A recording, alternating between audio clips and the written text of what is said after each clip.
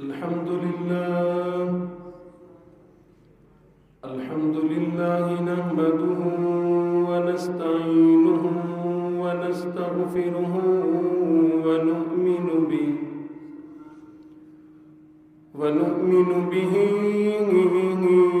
ونتوكل عليه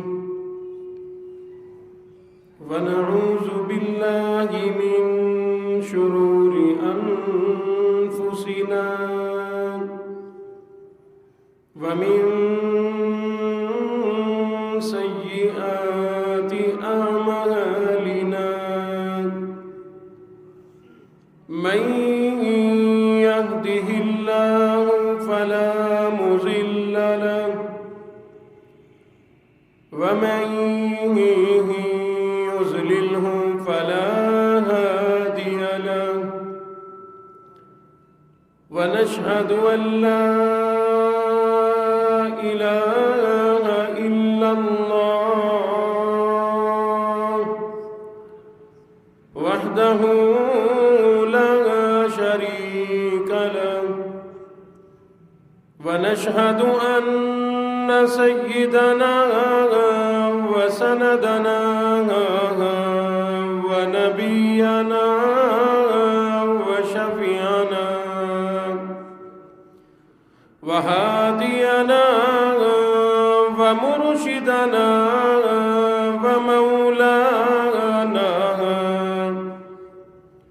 ومولانا محمدا عبده ورسوله أرسله بالحق بشيرا ونذيرا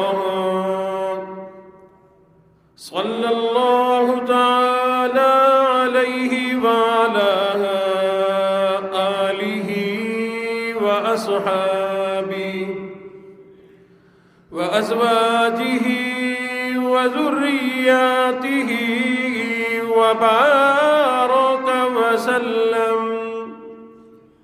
وسلم تسليما كثيرا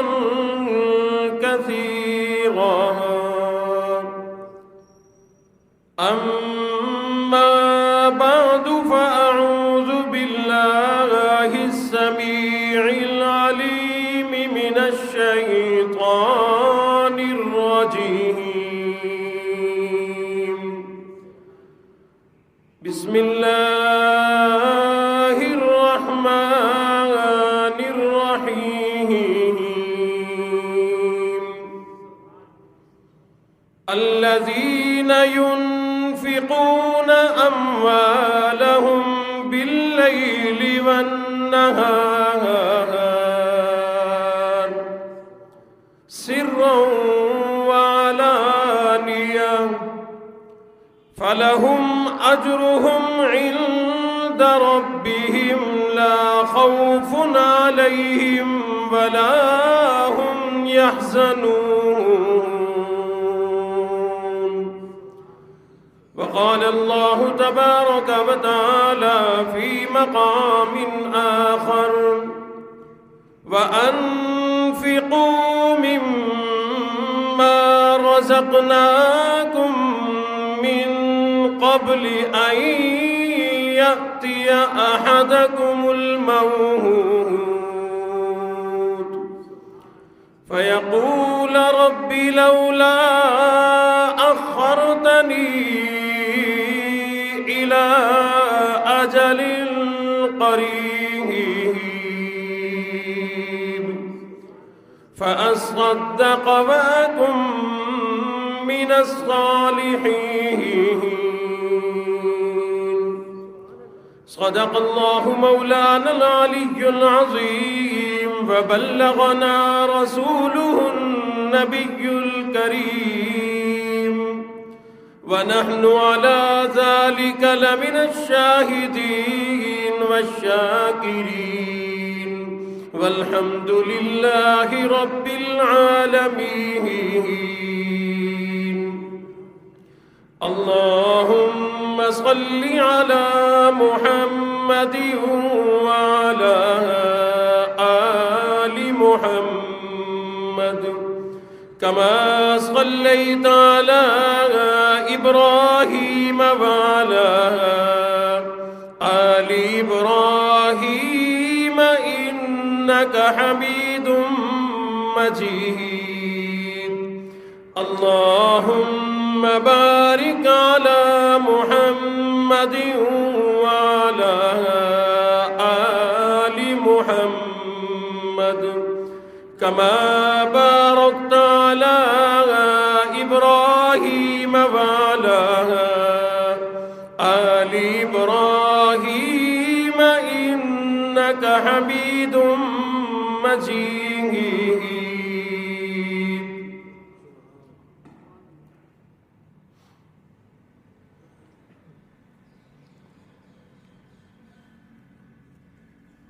انتہائی واجب الاحترام دوستوں، بزرگوں، عزیز ساتھیوں،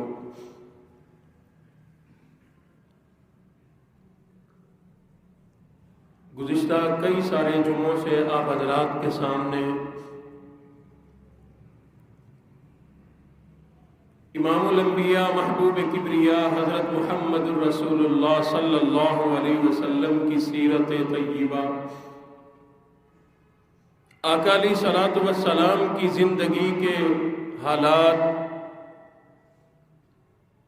قرآن اور حدیث کے اندر جو ارشادات ہیں انہی کے ضمن میں آپ حضرات کے سامنے عرض کر رہا تھا.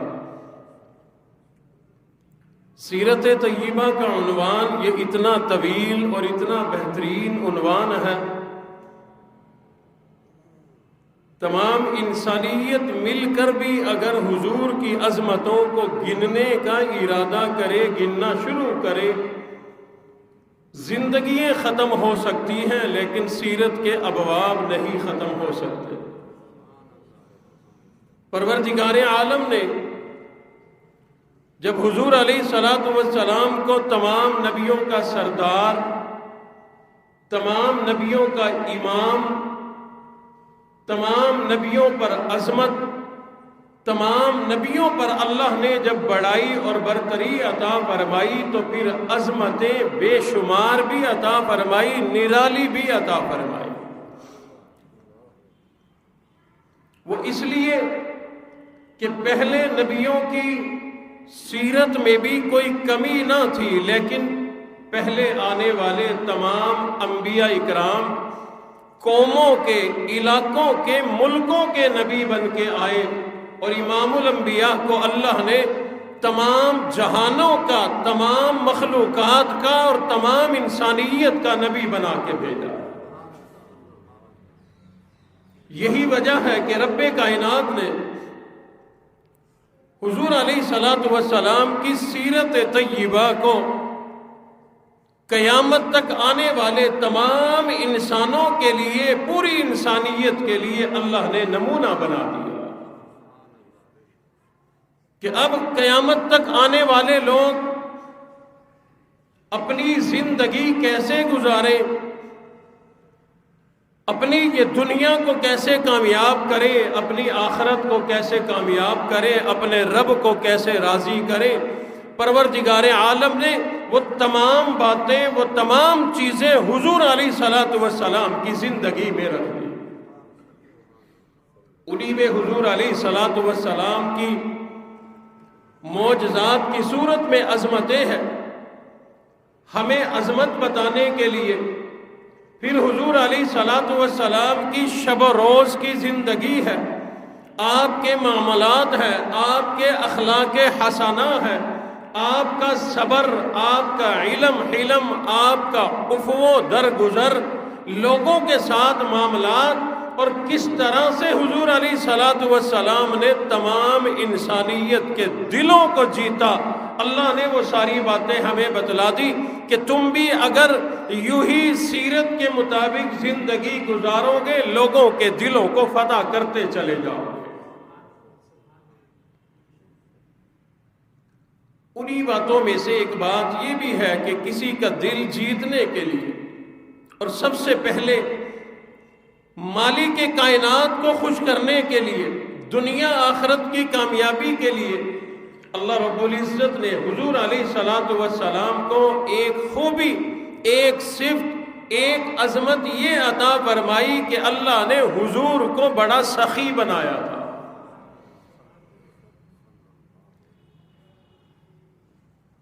کیسا سخی بنایا ہوگا؟ جنہیں اللہ نے تمام نبیوں کا سردار بنا کے عظمت عطا فرمائی، تو سخاوت کی عظمت کیسی ملی ہوگی، سخاوت کی شان کیسی ملی ہوگی۔ ایک بات میں ابتدا میں عرض کر دوں، سخاوت کا تعلق نوٹوں اور پیسوں کے ڈھیر سے نہیں ہے کہ ایک آدمی کے پاس کروڑوں روپے ہو اس میں سے وہ کسی کو دے دے، ایک آدمی کے پاس غلہ اناج کی بوریے بھری پڑی ہے ہزاروں کی تعداد میں، اس میں سے وہ مٹھی بھر کسی غریب کا پیٹ بھر دے۔ سخاوت اس کا نام نہیں ہے۔ سخاوت کا دولت سے، مال سے، غلے کے ڈھیر سے تعلق نہیں ہے۔ سخاوت انسان کے دل میں ہوتی ہے، اور سخاوت سے مراد ہمدردی ہے۔ سخاوت سے مراد ہمدردی ہے کہ میری بھی ضرورت ہے، ایک سامنے والے کسی غریب کی بھی ضرورت ہے۔ اپنی ضرورت کو دبا کر، اپنی ضرورت کو دفن کر کے دوسرے کی ضرورت کو پورا کرنا، اس جذبے کا نام سخاوت ہے، اور اسی آدمی کا نام غنی ہوا کرتا ہے جو دل کا غنی ہو۔ لیکن حضور علیہ الصلوۃ والسلام نے ارشاد فرمایا کہ سب سے بڑا سخی میرا اللہ۔ اللہ اکبر۔ ایک تو ہوتا ہے نا بدلے میں سخاوت کرنا، اس نے میری ضرورت کو پورا کیا، بدلے میں میں بھی اس کی ضرورت کو پورا کر دوں۔ یہ میرے مشکل وقت میں کام آیا تھا، آج اس پر مشکل وقت آ گیا، میں اس کے کام آ جاؤں۔ ایک تو بدلے کی سخاوت ہوا کرتی ہے، لیکن میرے رب کو، پر مالک کائنات کو کسی انسان سے بدلے کی ضرورت کوئی نہیں۔ وہ مالک کائنات، خالق کائنات بغیر بدلے کا سخی ہے۔ حضور علیہ الصلوۃ والسلام نے ارشاد فرمایا اللہ الاجود الاجود، میرا اللہ تمام سخیوں سے بڑا سخی ہے۔ وہ مالک کائنات ہے، وہ خالق کائنات ہے۔ دن رات وہ اللہ اپنے خزانے اپنی مخلوقات پر لٹا رہا ہے۔ کسی بندے سے لالچ کوئی نہیں، کسی سے کوئی طمع کوئی نہیں، کسی سے کوئی تمنا کوئی نہیں۔ اس مالک کائنات کی نعمتیں، اس کے انعامات اور اس کی سخاوت کا دریا دن رات بہہ رہا ہے۔ امیر پر بھی اس کی سخاوت ہے، غریب پر بھی اس کی سخاوت ہے۔ اس اللہ کو ماننے والے پہ بھی وہ سخی ہے، نہ ماننے والے پر بھی سخی ہے۔ مسلمان کو بھی کھلا کے رات کو سلاتا ہے، اور جو آدمی اس رب کا ہی انکار کر دے وہ اللہ اس کے لیے بھی بڑا سخی، اس کو بھی رات کو کھلا پلا کے سلاتا ہے۔ اللہ اکبر۔ حضور علیہ الصلوۃ والسلام نے ارشاد فرمایا سب سے بڑا سخی میرا اللہ۔ فرمایا اللہ الاجود الاجود وانا اجود ولد آدم، اللہ سب سے بڑا سخی، اور اللہ کی تمام انسانیت میں، تمام لوگوں میں رب کائنات نے سب سے بڑا سخی حضور نے فرمایا کہ اللہ نے مجھے بنا دیا۔ فرمایا اللہ کے بعد اللہ کی مخلوق میں، انسانیت میں، ولد آدم قیامت تک آنے والی تمام انسانیت میں اللہ نے سب سے بڑا سخی مجھے بنایا۔ آج دنیا کے اندر لوگ سخاوت کیا کرتے ہیں، لیکن کوئی نہ کوئی بدلہ، کوئی نہ کوئی تمنا، کوئی نہ کوئی آرزو دل کے اندر موجود ہے کہ میں اس پر مال خرچ کروں گا، کل کو یہ میری پارٹی کے کام آ جائے گا، کل کو یہ الیکشن ہوں گے، یہ مجھے ووٹ دیا کرے گا، کل کو یہ مجھے اچھا بتایا کرے گا، مجھے سخی کہا کرے گا۔ لیکن امام الانبیاء نے کبھی بھی تمام زندگی میں اپنی واہ واہ کرانے کے لیے نہیں، بلے بلے کرانے کے لیے نہیں، اپنا ووٹ بینک بنانے کے لیے نہیں، بلکہ اللہ کے حکم پر اللہ نے جو ارشاد فرما دیا، میں اللہ سخی ہوں، سخی لوگوں کو پسند کرتا ہوں۔ اور اللہ رب العزت نے بڑا عجیب ارشاد فرما دیا، فرمایا اے لوگو السخی قریب من اللہ، سخی آدمی میں اللہ کے بڑا قریب ہوا کرتا ہے۔ اللہ نے اپنی قربت کا ایک طریقہ بتا دیا کہ جو آدمی دل کا سخی ہو، دل کا غنی ہو، ہاتھوں کا بھی سخی ہو، دل کا بھی سخی ہو، اللہ فرماتے، حضور علیہ الصلوۃ والسلام نے فرمایا، میرے اللہ فرماتے ہیں کہ وہ سخی آدمی میں اللہ کے بڑا قریب ہوا کرتا ہے۔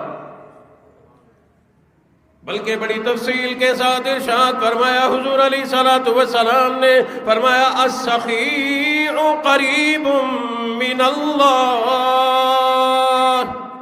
قریب من الناس قریب من الجنہ بعید من النار۔ فرمایا سخی آدمی اللہ کے بھی قریب ہے، لوگوں کے بھی قریب ہے، جنت کے بھی قریب ہے، جہنم سے دور ہو جایا کرتا ہے۔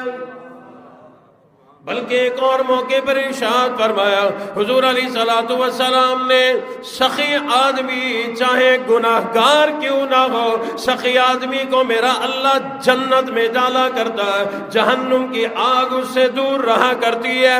سخی آدمی کے لیے انسان بھی، لوگ بھی محبت بھی کرتے ہیں، دعائیں بھی کیا کرتے ہیں۔ سخی آدمی کے لیے جاندار بھی، تمام مخلوقات دعائیں کیا کرتی ہیں۔ اس کی سخاوت ہی اس کو ایک دن کسی ایسی نیکی پہ لا کھڑا کرے گی کہ اپنی سخاوت کی بدولت یہ سیدھا جنت میں چلا جائے گا۔ اور اس کا الٹ بھی بتایا قرآن میں، حدیث میں، جہاں جنت بتائی وہاں جہنم بتائی، جہاں اچھائی بتائی برائی بتائی، اچھائی کا انعام بتایا، برائی کا وبال بتایا۔ حضور علیہ الصلوۃ والسلام نے ارشاد فرمایا، جہاں سخاوت کی بدولت کوئی آدمی اللہ کے بھی قریب ہو جاتا ہے، لوگوں کے بھی قریب ہو جاتا ہے، جنت کے بھی قریب ہو جاتا ہے، جہنم سے دور ہو جایا کرتا ہے۔ فرمایا والبخیل بعید من اللہ وبعید من الناس وبعید من الجنہ، جو بخیل آدمی ہو، بخل کا مرض جس کے اندر ہو، وہ اللہ سے بھی دور ہے، اللہ کے بندوں سے بھی دور ہے، وہ جنت سے بھی دور ہے۔ ایک حدیث شریف میں ہے، حضور علیہ الصلوۃ والسلام نے فرمایا، میرے اللہ کو گناہگار سخی پسند ہے، گناہ کرتا ہے نادانی کی وجہ سے لیکن سخی ہے، اللہ کو یہ سخی گناہگار پسند ہے، بجائے اس کے کہ کوئی نیک ہو اور بخیل ہو۔ کیوں؟ اس کا بخل اس کی تمام نیکیوں پہ پانی پھیر دے گا، بالآخر یہ جہنم میں جائے گا۔ حضور علیہ الصلوۃ والسلام نے فرمایا، انسانیت میں اللہ نے مجھے سب سے بڑھ کر سخی بنایا۔ کیوں؟ سخاوت کے دریا بہیں گے تو لوگ تعلیم لیں گے۔ اگر کسی کو 100 بات سمجھائی جائے تو بمشکل 20-25 باتیں سمجھ میں آتی ہیں، دماغ میں ٹھہرتی ہیں۔ اللہ نے حضور علیہ السلام کو اتنا بڑا سخی بنایا تاکہ اتنی بڑی سخاوت دیکھ کر امت کے لوگ کچھ تو اپنائیں گے، اور یہ کچھ میرے اور آپ کے لیے ہے، صحابہ کے لیے نہیں۔ صحابہ نے، جنہوں نے سخاوت کے دریا بہتے دیکھے، حنین کی جنگ ہوئی، حنین کی جنگ میں بہت بڑا مال غنیمت آیا، اسی کے اندر بے شمار اونٹ ہے، روایات میں ہے ایک وادی اونٹوں سے بھری پڑی ہے۔ ایک صحابی کہتے ہیں کہ 100 اونٹ تھے۔ حضور علیہ الصلوۃ والسلام ان اونٹوں کی طرف دیکھ رہے ہیں، نگرانی فرما رہے ہیں۔ اسی دوران ایک منافق آ گیا، صفوان بن امیہ اس کا نام ہے، مسلمان کوئی نہیں، منافق ہے۔ ان اونٹوں کو یوں کر کنکھیوں سے دیکھ رہا ہے، ترچھی آنکھوں سے دیکھ رہا ہے، کہیں حضور دیکھ نہ لے۔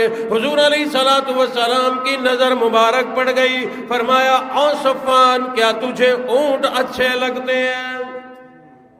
کہنے لگے کہ عربوں کی تو یہ بڑی جو پسندیدہ چیز ہے، سواری کے لیے بھی بڑی زبردست چیز ہے، خوراک کے لیے بھی بڑی زبردست چیز ہے، دودھ کے لیے بھی بڑی زبردست چیز ہے، یہ تو بڑی اعلیٰ چیز ہے۔ حضور علیہ الصلوۃ والسلام نے ارشاد فرمایا او صفوان اگر یہ تجھے اونٹ اچھے لگتے ہیں تو ان میں سے ایک دو نہیں بلکہ یہ تمام کے تمام وادی میں امام الانبیاء تجھے ہدیہ کرتا ہوں۔ صحابہ کہتے ہیں وادی بھری ہوئی، ایک صحابی کہتے ہیں کہ 100 اونٹ، اور حضور فرما رہے ہیں یہ سارے تجھے ہدیہ ہیں، لے جا۔ اور کس کے لیے؟ ابو بکر صدیق کے لیے نہیں، عمر فاروق کے لیے نہیں، عثمان غنی کے لیے نہیں، پتہ ہے حضور جانتے ہیں کہ یہ پکا مسلمان بھی کوئی نہیں، منافق ہے۔ ادھر امام الانبیاء نے یہ ارشاد فرمایا کہ او صفوان لے جا، یہ تمام کے تمام اونٹ میں نے تجھے ہدیہ کر دیے، تجھے تحفہ دے دیے، آج کے بعد یہ تمام مال تیرا ہو گیا۔ منافق تھا، لوگوں کے پاس چلا گیا اور جا کر کے کہنے لگا او لوگوں اب تک میرے دل کے اندر شک تھا، اب تک میں وہم کے اندر تھا، لیکن آج پتہ چل گیا اتنا بڑا سخی کوئی عام آدمی نہیں ہو سکتا، یہ اللہ کے سچے نبی ہے۔ اور حضور کی خدمت میں آ گیا، ہاتھوں میں ہاتھ دے کر پکار اٹھا اشہد ان لا الہ الا اللہ و اشہد ان محمد رسول اللہ۔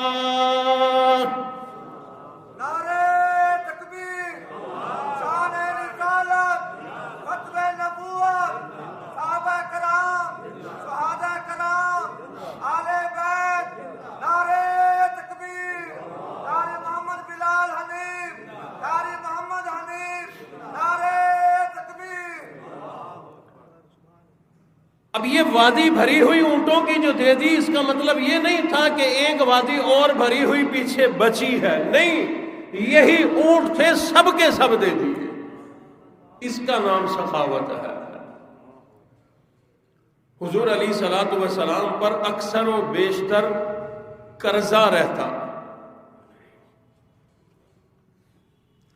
اللہ نے بے شمار ظاہراً دنیا کے اعتبار سے حضور کو کمزوریاں بھی دی، جیسا کہ بہت بڑی کمزوری یتیم پیدا ہوئے، ابا کوئی نہیں سر پہ جب دنیا میں آئے ہیں، تھوڑی سی عمر ہوئی اماں بھی چلی گئی، دادا چلے گئے، چچا چلے گئے، سب سہارے جا رہے ہیں۔ یہ صرف یتیم کرنا مقصود نہیں، کمزور کرنا مقصود نہیں، بلکہ اللہ ساتھ میں سمجھانا چاہتے ہیں کہ میں نے یتیم بنا کے یتیموں کا سہارا بنا دیا، کمزور بنا کے کمزوروں کا سہارا بنا دیا۔ اور اللہ فرماتے ہیں یتیمی کوئی بری چیز نہیں، کوئی یتیم بن گیا لیکن یتیمی کی حالت میں رب کو راضی کرے تو اللہ رب العزت دو جہان کا شہنشاہ بنا دیا کرتے ہیں۔ پروردگار عالم نے امام الانبیاء کو یوں ہی کئی معاملوں میں کمزور کر کے ہم کمزوروں کا آسرا بنا دیا، اور یہ بات بھی ساتھ ساتھ سمجھا دی لازمی نہیں دو دو وادیاں اونٹوں کی بھری ہوں تو ان میں سے سخاوت کی جائے، بلکہ امام الانبیاء پر اکثر جو قرضہ چڑھا رہتا تھا وہ کس بات کا تھا؟ وہ اس بات کا تھا، حضرت انس جو حضور کے خادم خاص رہے فرماتے ہیں امام الانبیاء کی خدمت میں 10 سال تک میں نے زندگی گزاری، حضور کی خدمت کرتا رہا، اس دوران 10 سال کے عرصے میں ایک مرتبہ بھی امام الانبیاء نے کبھی کسی سوالی کو انکار نہیں کیا، نہ نہیں کہا، بلکہ کسی نے پیسے کا سوال کر لیا، کسی نے مال کا سوال کر لیا، امام الانبیاء کے پاس روپیہ موجود کوئی نہیں، حضور علیہ الصلوۃ والسلام نے انکار نہیں کیا بلکہ کسی سے قرضہ اٹھا کر دے دیا۔ ہم تو کہتے ہیں نا مال آئے گا تو دیں گے، اللہ سے لوگ شرطیں لگا رہے ہوتے ہیں کہ اللہ دے گا تو ہم بھی اس کے راستے میں دیں گے۔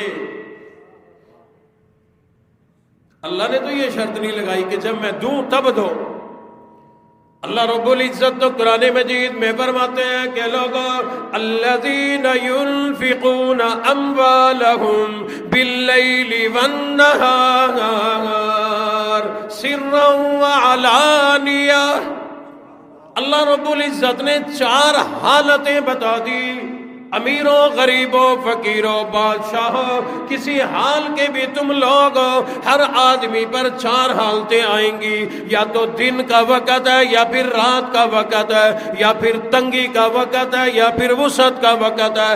اللہ فرماتے ہیں دن ہو یا رات ہو، تنگی ہو یا وسعت ہو، مال تھوڑا ہو یا زیادہ ہو، گرمی ہو یا سردی ہو، تیری زندگی کے کوئی بھی حال ہے، تیرے دروازے پہ اگر ضرورت مند آ جائے، میں اللہ کی راہ میں غریبوں کی مدد کر دیا کر۔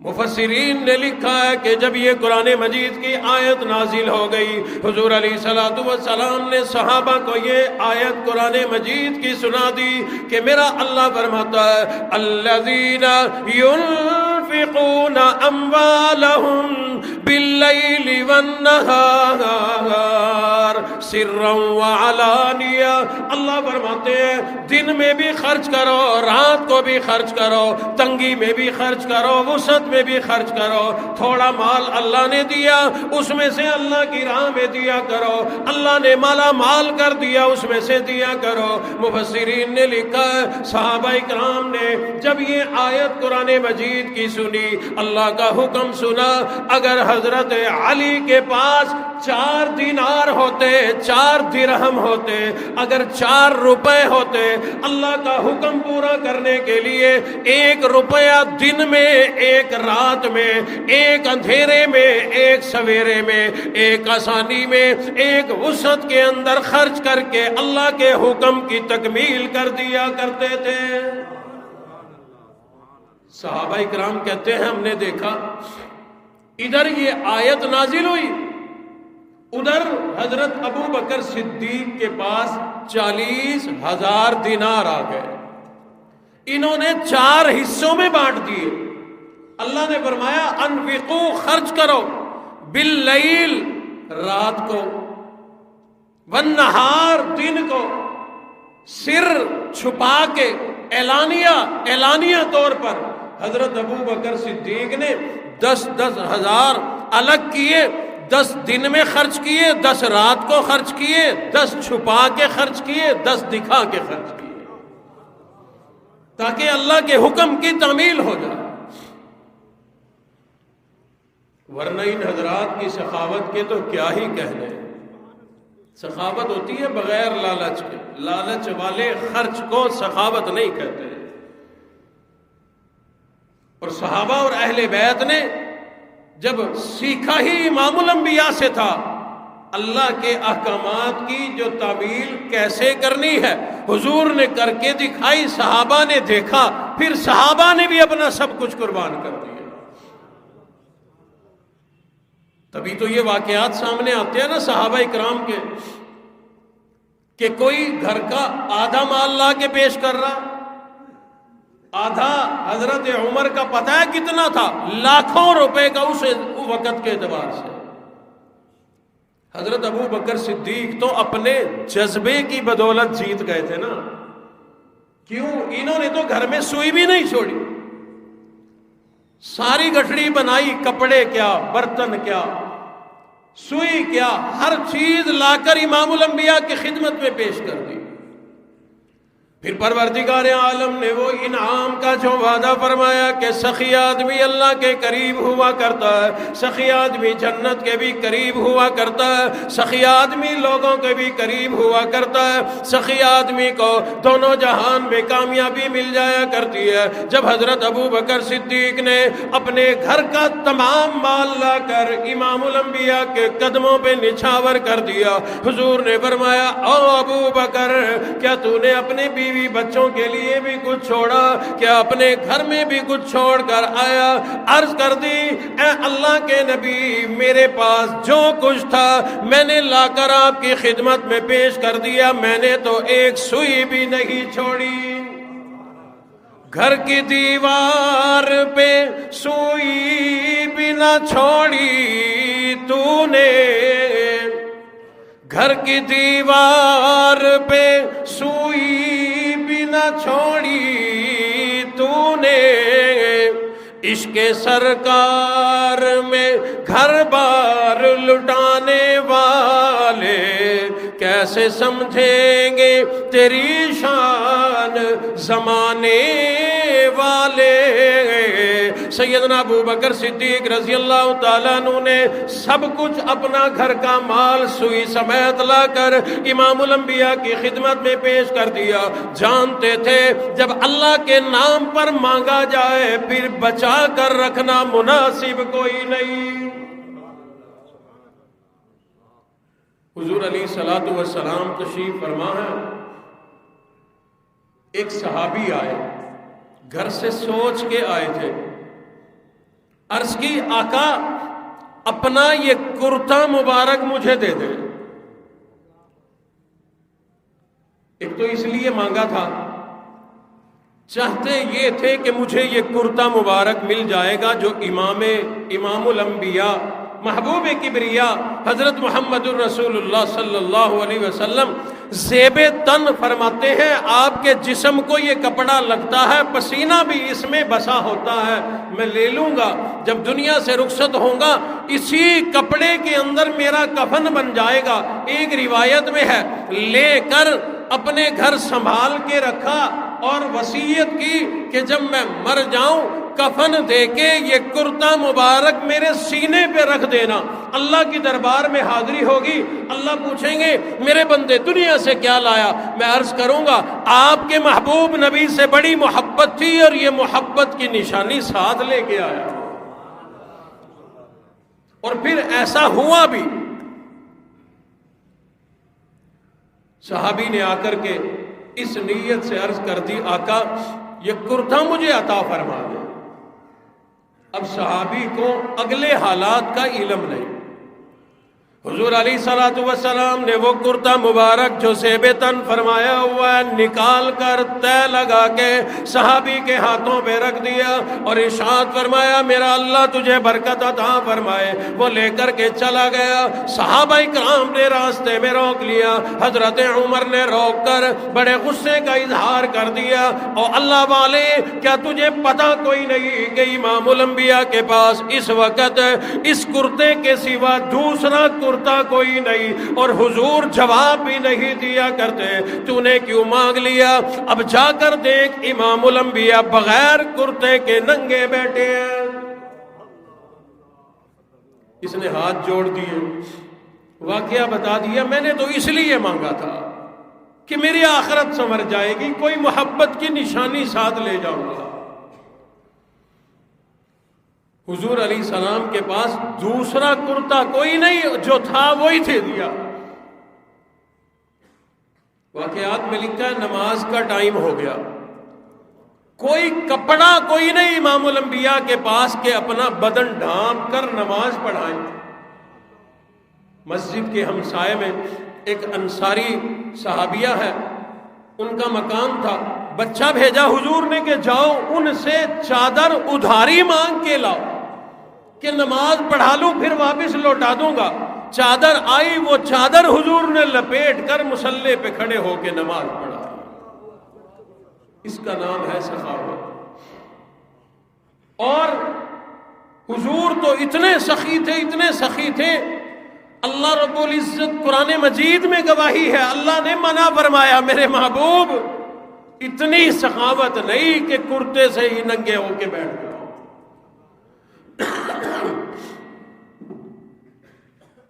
لیکن کر کے دکھایا کہ میں اگر کرتا نکال کے دوں گا تو میرا امتی کوئی مٹھی بھر جو دینے پہ تیار ہوگا. اور اہل بیت نے یہ سخاوت وہی سے سیکھی تھی جہاں تربیت حاصل کی امام الانبیاء کے گھرانے اور جھولی سے۔ واقعات میں وقت لکھا ہے کہ دو آدمی کہیں اکٹھے ہوئے اور کہنے لگے، ایک کہتا تھا کہ بنو امیہ والے لوگ جو ہیں زیادہ سخی ہیں، دوسرا کہنے لگا کہ نہیں، اہل بیت جو ہے امام الانبیاء کا گھرانہ اور یہ اولاد یہ زیادہ سخی ہے۔ بحث ہوئی، انہوں نے کہا چلو آزما لیتے، تم اپنوں کے پاس جاؤ، بہانہ کرو میں ضرورت مند ہوں، حاجت مند ہوں، میری مدد کرو۔ میں اپنوں کے پاس جاتا ہوں۔ جو بنو امیہ کا جو ہے وہ محبت رکھنے والا تھا، وہ کسی ایک دروازے پر گیا، سوال کیا کہ ضرورت مند ہوں، حاجت مند ہوں، رب کے نام پر میری ضرورت پوری کرو۔ گھر والوں نے 10,000 دے دیے، بڑی قیمت تھی، بڑا مال تھا۔ اور دروازے پہ گیا، انہوں نے بھی 10 دروازوں پہ گیا، 1,00,000 مل گئے۔ لے کر کے اس کے پاس آیا اور کہنے لگا دیکھو، صرف 10 گھروں میں گیا ہوں، 1,00,000 مل گیا مجھے۔ سخی لوگ ہیں۔ جو اہل بیت کا دیوانہ تھا وہ کہنے لگا کہ تو 10 دروازوں پر گیا، 1,00,000 لے کر کے آیا، میں اہل بیت گھرانے کے صرف 3 دروازوں پر گیا، 3,00,000 لے کے آیا ہوں۔ میں عبداللہ بن جعفر کے دروازے پر گیا، میں نے جا کر دستک دے دی، میں نے سوال کر دیا کہ اے اللہ کے نبی کے گھر والوں، گھرانے والوں، اہل بیت نبی، ضرورت مند ہوں، سوالی ہوں، میری مدد کر دو۔ انہوں نے مجھے 1,00,000 دینار دے دیے۔ اس کے بعد میں حضرت حسن کے دروازے پر گیا، میں نے وہاں بھی یہی صدا بلند کر دی، انہوں نے بھی 1,00,000 دے دیے۔ میں حضرت حسین کے دروازے پہ گیا، انہوں نے بھی 1,00,000 دے دیے۔ تو 10 کے دروازوں سے 1,00,000 لایا، میں 3 دروازوں سے 3,00,000 لے آیا۔ وہ کہنے لگا کہ مان گئے کہ اہل بیت سے بڑھ کر سخی نہیں ہو سکتا۔ انہوں نے کہا بھی ہم نے تو آزمائش کے لیے یہ کام کیا تھا، چلو اب وہ پیسے واپس لوٹا۔ آزمائش ہو گئی، پیسے واپس دو ان کے۔ بنو امیہ کا جو ہمدرد تھا یہ ان دروازوں پر چلا گیا، ایک ایک دروازہ بجاتا گیا، لوٹاتا گیا، لے لو، ہم نے آزمانے کے لیے یہ کام کیا تھا، ہم ضرورت مند نہ تھے، ہم حاجت مند نہ تھے، بلکہ آزمائش مطلوب تھی، یہ اپنے پیسے واپس لے لو۔ یہ 10 دروازوں پہ گیا، 10 کو یہی پیغام دے دے کہ واپس دیتا رہا، وہ واپس لیتے رہے۔ اہل بیت کا یہ دیوانہ حضرت عبداللہ بن جعفر کے دروازے پر چلا گیا، حضرت حسن کے دروازے پر گیا، حضرت حسین کے دروازے پر گیا، جا کر کے یہ پیغام دے دیا، ہم نے آزمانا تھا، ضرورت نہ تھی، لو اپنا پیسہ واپس لے لو، اپنا مال واپس لے لو۔ تینوں دروازوں سے اندر سے یہی صدا آئی کہ ہم نبی کے گھرانے والے ہیں، اہل بیت کے گھر سے جو چیز چلی جائے ہم واپس نہیں لیا کرتے، گھروں سے مال چلا جائے ہم مال واپس نہیں لیا کرتے، کربلا میں جان چلی جائے واپسی کا مطالبہ کوئی نہیں۔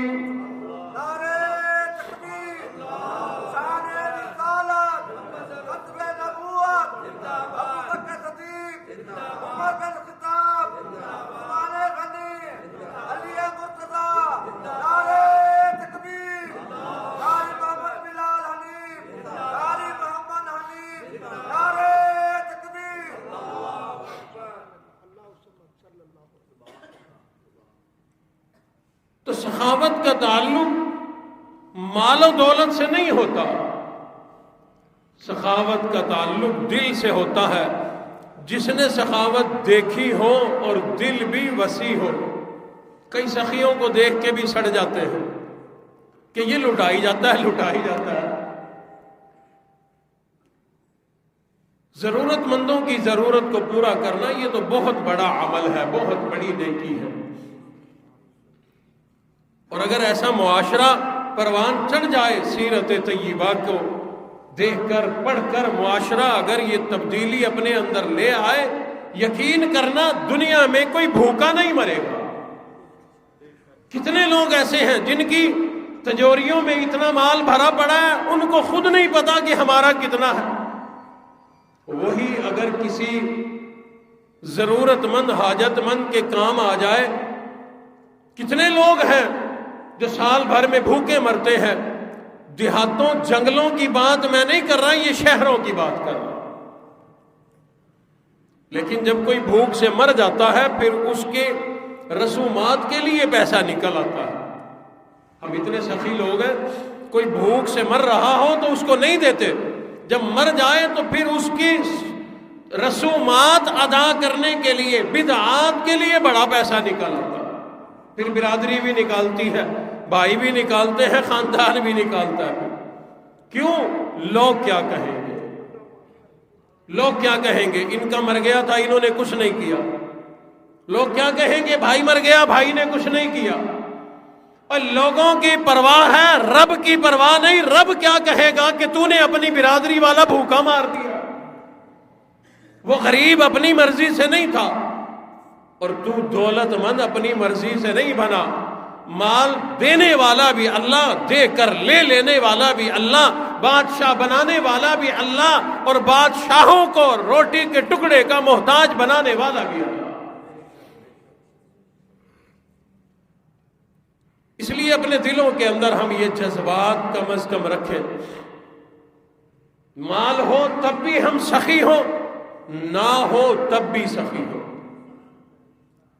اللہ نے دیا ہے پھر بھی دل چاہے کہ دیں، اللہ کے راستے میں دیں، اور نہیں ہے تو دعا یہی ہو کہ مولا میرے پاس ہوتا تو میں دیتا۔ وہ بنی اسرائیل کا واقعہ مشہور، قحط سالی تھی، لوگ فاقوں سے مر رہے تھے، کوئی آدمی گزرا کہیں سے، ریت اور مٹی کے ٹیلے لگے ہوئے، دل میں آیا مولا اگر یہ ریت جو ہے ریت نہ ہوتی بلکہ غلہ ہوتا، اناج ہوتا، مال ہوتا، کھانے کی چیز ہوتی، اور یہ میری ملکیت ہوتی، مولا میں تیری مخلوقات میں مفت تقسیم کر دیتا۔ اللہ اکبر۔ اللہ نے وقت کے نبی پہ وحی بھیجی کہ میرے اس بندے کو خوشخبری دے دو، یہ جو تو نے دل سے سخاوت کی ہے نا، روپیہ نہیں دیا، خرچ نہیں کیا، ہے ہی نہیں تیرے پلے، تو دے گا کیا، لیکن تیرا دل سخی ہے کہ تیرا ہوتا تو تو خرچ کر دیتا۔ اللہ نے فرمایا اے نبی اس کو بتا دو کہ تجھے اتنا مال اللہ کی راہ میں صدقہ خیرات کرنے کا ہم نے ثواب دے دیا۔ نیت کو، دل کو بڑا عمل دخل ہے۔ حاتم طائی سے کسی نے پوچھا کہ اپنے سے بڑا سخی دیکھا کوئی؟ اپنے سے بڑا سخی دیکھا کوئی؟ حاتم طائی بڑا سخی آدمی تھا، کھڑے کھڑے لاکھوں روپے اس زمانے کے اندر بہا دیا کرتا تھا۔ کسی نے پوچھا اپنے سے بڑا سخی دیکھا؟ کہنے لگا ہاں۔ کون؟ کہا دیہات میں ایک بدو، دیہاتی بدو، غریب آدمی تھا۔ کہا وہ غریب آدمی تجھ سے بڑا سخی؟ کہنے لگا ہاں۔ ایک رات ہم سفر میں تھے، رات ہو گئی، ہم نے اس دیہاتی کے خیمے میں ہم نے آرام کیا، پڑاؤ کیا، اس کی جھونپڑی تھی۔ اس نے پوچھا بھی کچھ کھانا پینا ہے؟ کہا جی بالکل۔ یہ گیا، اس نے اپنی بکری ذبح کی، جب تک بکری کا گوشت بنتا اس نے سیرا نکال کے، مغز نکال کے، بھون کے پیش کر دیا کہ یہ کھاؤ، باقی آ رہا، یہ کھاؤ، شروع کرو۔ جانتا نہیں تھا کہ یہ حاتم طائی بڑا مالدار سخی آدمی ہے، مہمان سمجھ کر دے دیا کہ لو کھاؤ، پتہ نہیں کب سے بھوکا ہو، سفر میں چلا ہے، کہاں سے چلا ہے۔ مہمان نے جب وہ کھایا نا حاتم طائی نے، تو اس نے کہا کہ یہ تو بڑا مزیدار ہے، مغز بڑا مزیدار ہے۔ اس نے گوشت چھوڑ دیا، ایک بکری اور ذبح کی، مغز لا کے پیش کر دیا۔ اس نے کہا بڑا مزیدار ہے، تیسری بکری ذبح کی، لا کے دے دیا، چوتھی ذبح کی، لا کے دے دیا۔ اس کے پاس 5 بکریاں تھی، 5 ذبح کر کے مغز کھلا دیا۔ کہتا ہے کہ صبح کے وقت میں جب باہر نکلا نا، میں نے تو یہ سمجھا، حاتم طائی کہتا ہے میں نے یہ سمجھا کہ اس کے پاس مغز جمع ہے، یہ بون بون کے لا کے مجھے دے رہا ہے، کھلا رہا ہے، اس کو نہیں پتا کہ اس کی بکریاں ذبح ہو رہی ہیں۔ کہتا ہے کہ میں نے جب باہر قدم رکھا صبح کے ٹائم، بکریاں ذبح ہوئی پڑی، سریاں اتری ہوئی ہیں۔ میں نے کہا یہ کیا؟ کہنے لگے جی ہمارے مہمان کو رات مغز بڑا پسند آیا، ارادہ تو یہ تھا کہ ایک بکری ذبح کر کے جتنا کھائے گا مہمان کھا لے گا، جو بچے گا ہم کھائیں گے، ہم لہذا مہمان کو مغز پسند آیا تو 5 بکری تھی، 5 ذبح کر دی۔ کہنے لگا 5 کل کائنات؟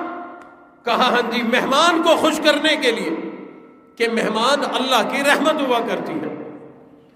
اللہ اکبر۔ حاتم طائی نے اسی وقت اعلان کر دیا کہ لاؤ 500 بکریاں اس کو دے دو، 300 اونٹنیاں اس کو بدلے کے اندر دے دو۔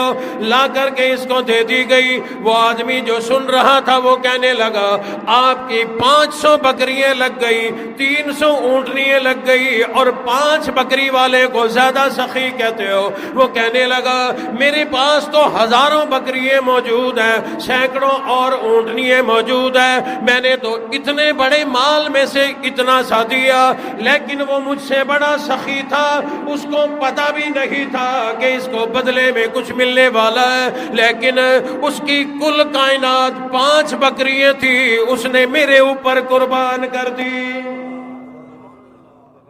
اس کو سخاوت کہا جاتا ہے۔ جس کا دل غنی ہوتا ہے وہ اپنی ضرورت کو دبا دیا کرتا ہے، اوروں کی ضرورتوں کو پورا کیا کرتا ہے۔ جس کا دل سخی ہوا کرتا ہے وہ دیکھتا نہیں پیچھے کیا بچا، بلکہ رب کائنات نے جو اس کو دیا ہوتا ہے وہ اللہ کی راہ میں خرچ کر دیا کرتا ہے۔ حضرت ابراہیم علیہ السلام سے کسی نے سوال کر دیا کہ آپ کو اللہ نے اپنا خلیل کیسے بنایا؟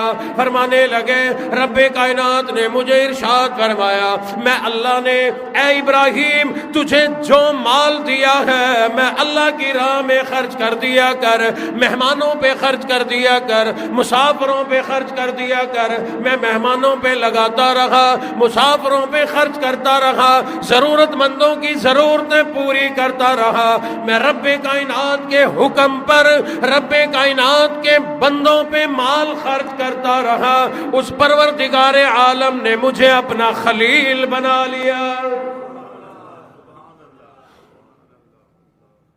اتنا بڑا عمل ہے اللہ کی راہ میں صدقہ خیرات خرچ کرنا، اور علیحدہ سے عنوان ہے صدقے کا تو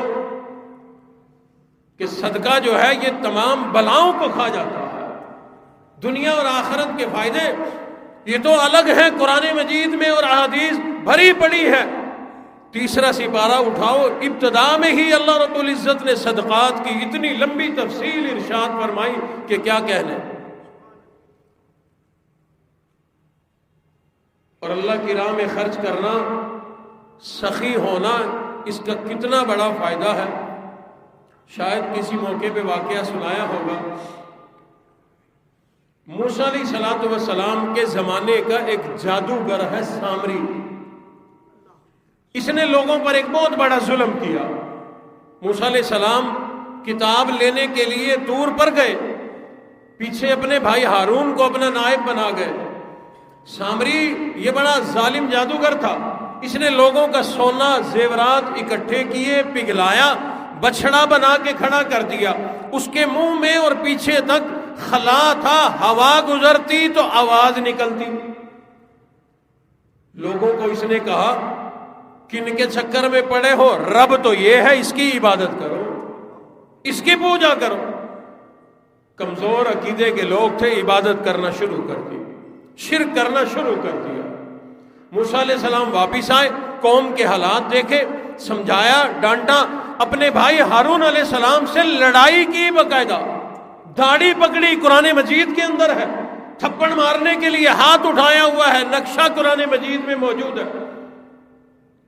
بالآخر اللہ کے حضور تمام قوم نے توبہ کی، موسیٰ علیہ السلام نے بھی آہوزاری کی، قوم کی طرف سے توبہ استغفار کیا، لیکن اللہ نے فرمایا اے میرے کلیم، جس نے یہ گناہ کیا تھا، شرک کیا تھا، جس نے یہ کفر کیا تھا، وہ توبہ بھی کریں اور اس کو قتل بھی کر دیا جائے تو توبہ قبول ہے، ورنہ قبول کوئی نہیں۔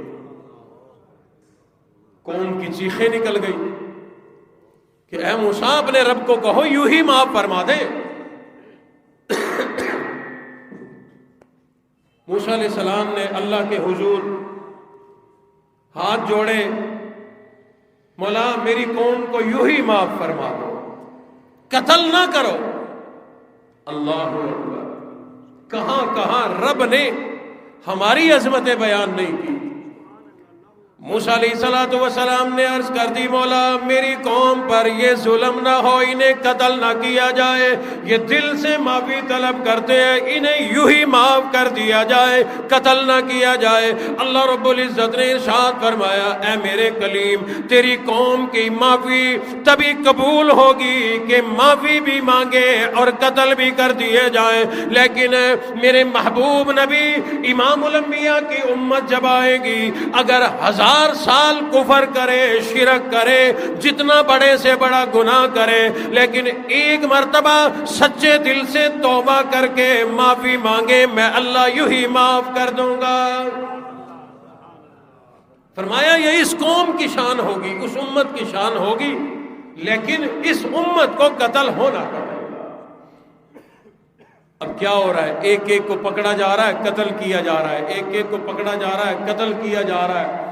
جب موسیٰ علیہ السلام نے پکڑا نا سامری کو قتل کرنے کے لیے، جبرائیل آ گئے، روایات میں ہے جبرائیل آ گئے اور عرض کرنے لگے میرے اے اللہ کے کلیم، اللہ فرما رہے ہیں سامری کو چھوڑ دو۔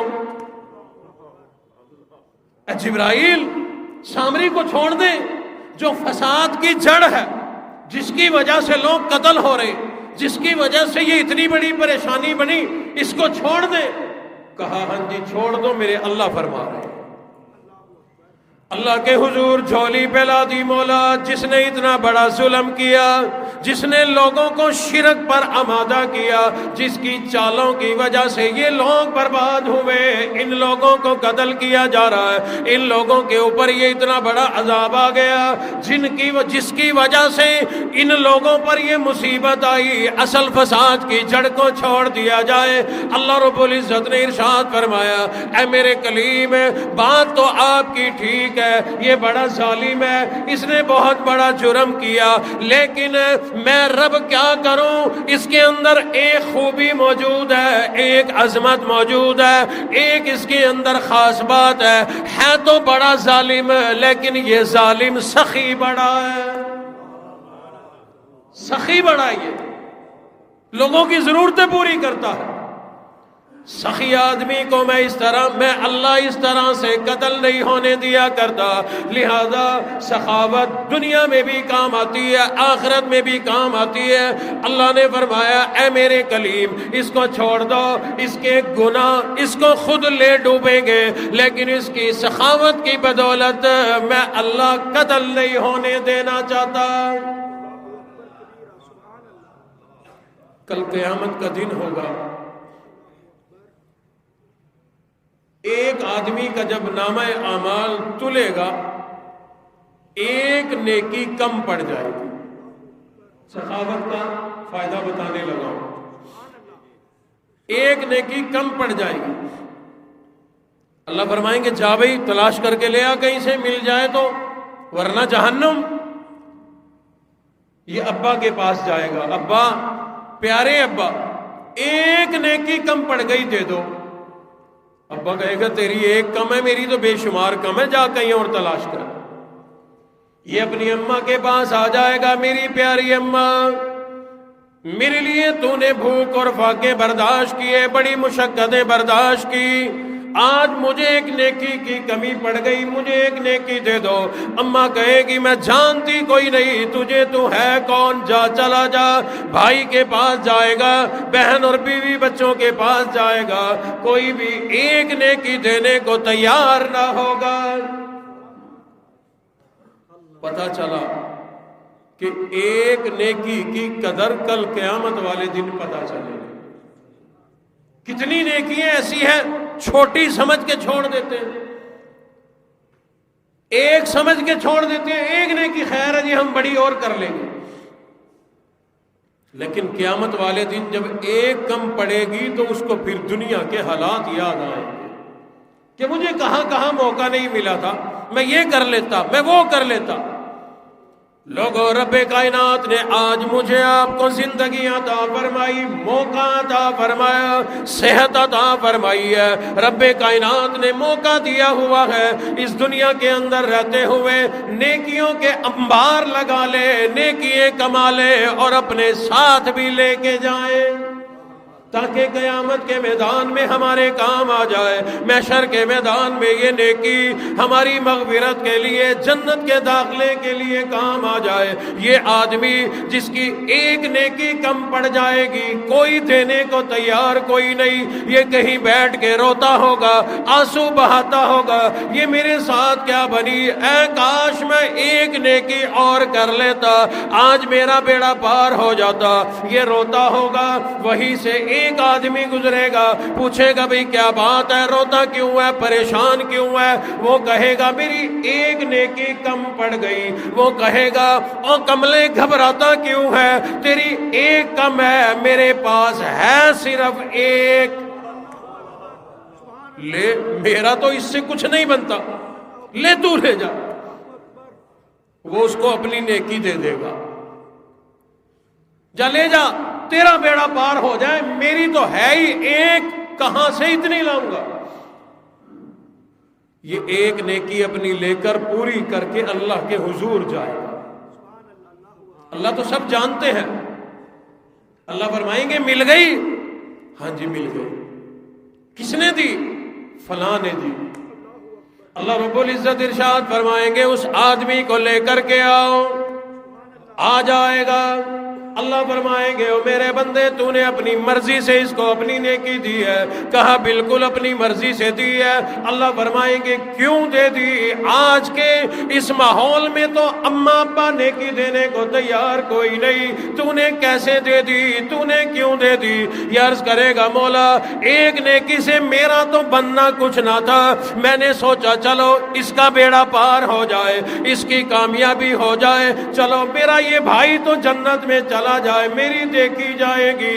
اللہ فرمائیں گے آج کے اس میدان محشر کے دن، آج قیامت کے دن تو اللہ سے بڑا سخی بنتا ہے، جا، میں اللہ سے بڑا سخی کوئی نہیں ہو سکتا، تیری سخاوت کی بدولت تو بھی جنت میں، تیری بدولت یہ بھی جنت میں۔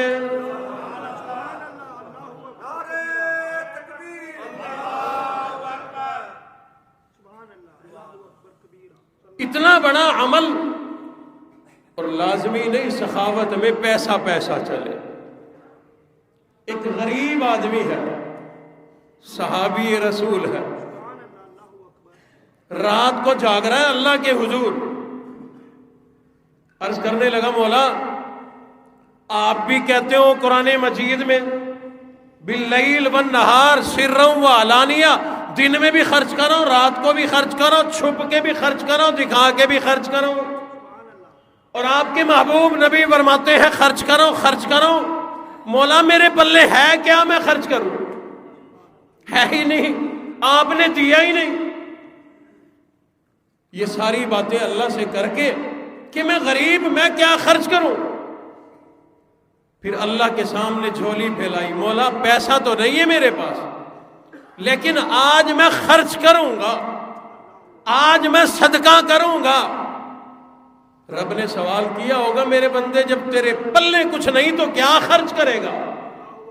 اس نے جھولی پھیلا دی، مولا آج تک کسی نے میرا دل دکھایا میں اللہ کی رضا کے لیے معاف کرتا ہوں، یعنی صدقہ کرتا ہوں۔ کسی نے میرے ساتھ بدتمیزی کی، میں اس کی بدتمیزی معاف کرتا ہوں، صدقہ کرتا ہوں۔ کسی نے میرا دل دکھایا، کسی نے میرا مال دبایا، میں اللہ کی رضا کے لیے اپنی خالی جھولی صدقہ کرتا ہوں۔ اور یوں یہ جملہ کہنے لگا، مولا میں اللہ کی رضا کے لیے اپنی عزت کا صدقہ کرتا ہوں۔ یعنی کسی نے میری بے عزتی کی، بدتمیزی کی، دل دکھایا، میں سب معاف کر کے اپنی عزت کا صدقہ کرتا ہوں۔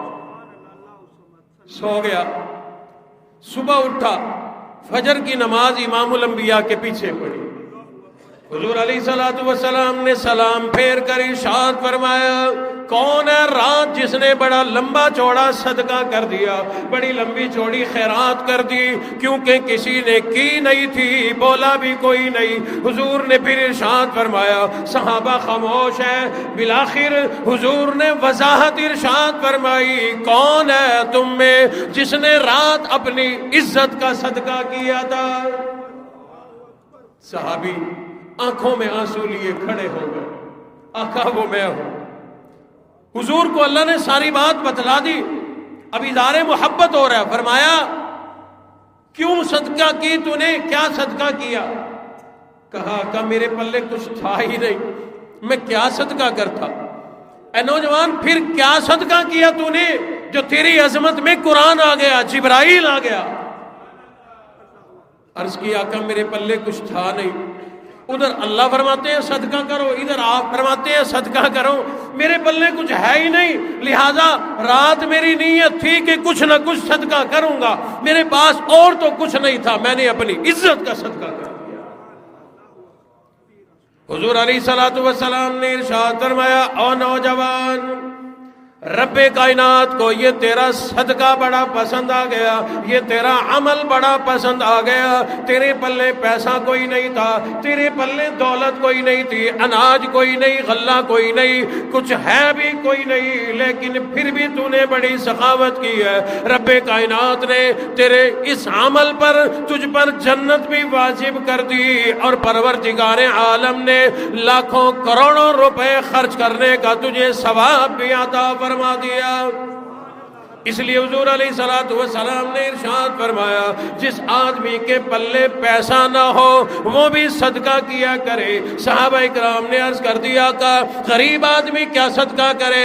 فرمایا، سبحان اللہ کہنا بھی صدقہ ہے، الحمدللہ کہنا بھی صدقہ ہے، اللہ اکبر کہنا بھی صدقہ ہے، لا حول ولا قوت الا باللہ کہنا بھی صدقہ ہے۔ فرمایا، راستے سے کنکر ہٹا دینا بھی صدقہ ہے، کانٹا ہٹا دینا بھی صدقہ ہے، ہڈی ہٹا دینا بھی صدقہ ہے، کسی کو تکلیف سے بچانا بھی صدقہ ہے، کسی کی ضرورت کو پورا کرنا بھی صدقہ ہے۔ ایک آدمی معذور ہے آنکھوں سے، اسے راستہ بتا دینا بھی صدقہ ہے۔ فرمایا حضور علیہ الصلوۃ والسلام نے، ایک آدمی کانوں سے معذور ہے، سن نہیں سکتا، لیکن اس کو کسی انداز میں اس کی بات سمجھا دینا بھی صدقہ ہے۔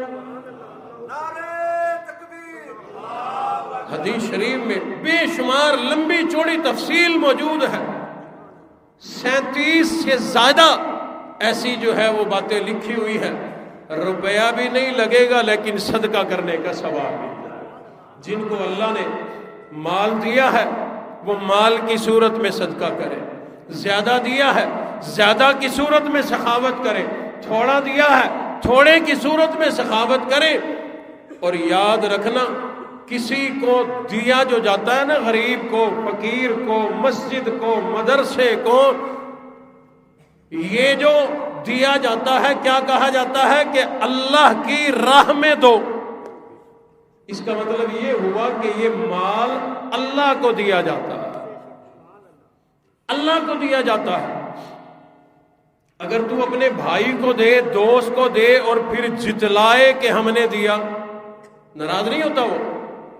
اور اگر تو اللہ کو دے کے جتلائے، جس فقیر کو دیا، غریب کو دیا، کل کو کہے کہ ہم نے تجھے دیا، تو ہماری بات نہیں مانتا، ہمارے کہے نہیں لگتا، یہ وہ، اور دیا اللہ کو، احسان فقیر پہ کر رہا۔ قرآن مجید میں اللہ رب العزت نے ارشاد فرما دیا کہ ایسا صدقہ مجھے نہیں چاہیے تمہارا۔ اپنا صدقہ دیا بیماری ٹالنے کے لیے، صدقہ دیا اپنی پریشانی ٹالنے کے لیے، زکوٰۃ دی اپنا مال محفوظ کرنے کے لیے، میں اللہ کی راہ میں خیرات کی اپنی حفاظت کرنے کے لیے، میں اللہ نے تیری حفاظت کر دی، مصیبت ٹال دی، غم ٹال دیے۔ جب میں اللہ کو دے دیا، اب غریب پر کیسا احسان کرتا ہے؟ اللہ فرماتے ہیں مجھے تیرے ایسے صدقے کی کوئی ضرورت نہیں۔ اس لیے ہر معاملے کے اندر اپنی نیت بھی ٹھیک رکھیں، ہر عمل وہی پر اگر اللہ کے راستے میں غریب کو، فقیر کو، نادار کو، ضرورت مند کو، حاجت مند کو، مسجد کو، مدرسے کو اگر دیتے ہو، احسان نہیں جتانا۔ جب اللہ کو دیا تو کیا احسان؟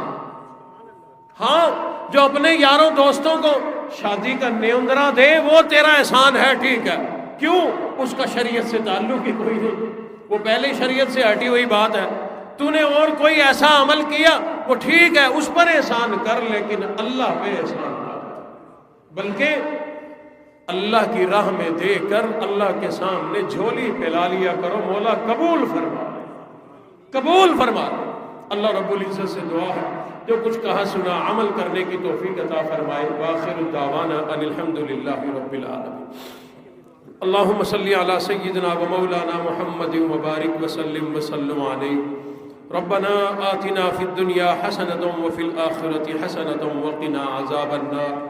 پروردگار عالم جو کچھ کہا سنا اس پر عمل کرنے کی توفیق عطا فرما، دین کے شریعت کے ہر حکم پر ہمیں عمل کرنے کی توفیق عطا فرما، ہر معاملے میں ہر عمل میں اپنی نیتوں کو ہمیں ٹھیک کرنے کی توفیق عطا فرما۔ رب کائنات جن مالداروں کو مال دیا ہے خرچ کرنے کی توفیق عطا فرما، جن غرباء کو مولا آپ نے نہیں دیا ان کی ضروریات کو غیب کے خزانہ سے پورا فرما دے، جتنے لوگ مریض ہیں مولا سب کو شفا عطا فرما۔ بھائی لقمان صاحب کے ساتھ بھائی آصف صاحب تشریف لاتے ہیں، خود بھی بیمار ہیں، بچے بھی بیمار ہیں، اللہ رب العزت ان سمیت تمام مریضوں کو شفا عطا فرمائے۔ ہمارے مدرس ہیں قاری عبد الوحید صاحب، ان کا بچہ بھی کافی شدید بیمار ہے، اللہ اس بچے کو بھی شفائی کاملہ عاجلہ مستمرہ نصیب فرمائے۔ مولانا قاری حبیب اللہ صاحب ساتھی ہیں فیصل آباد کے، صبح فون آیا کچھ پریشانی ہے اور طبیعت بھی ان کی ٹھیک نہیں تھی، اللہ پریشانی کو بھی دور فرمائے، صحت بھی عطا فرمائے۔ اور بھی جتنے حضرات نے دعاؤں کے لیے کہا مولا سب کی دعاؤں کو قبول فرما کر سب کو صحت، تندرستی، عافیت والی لمبی زندگی عطا فرما۔ شیخ خلیل قریشی صاحب کافی 2-3 جمعوں کے بعد تشریف لائے ہیں، طبیعت ان کی ٹھیک نہیں رہتی، اللہ انہیں بھی شفائی کاملہ عطا فرمائے۔ ان کے ساتھ ساتھی ہیں، ان کے عزیز ہیں، برطانیہ سے تشریف لائے ہوئے ہیں، جماعت میں چل رہے ہیں، اللہ رب العزت صحت، عافیت والی لمبی زندگی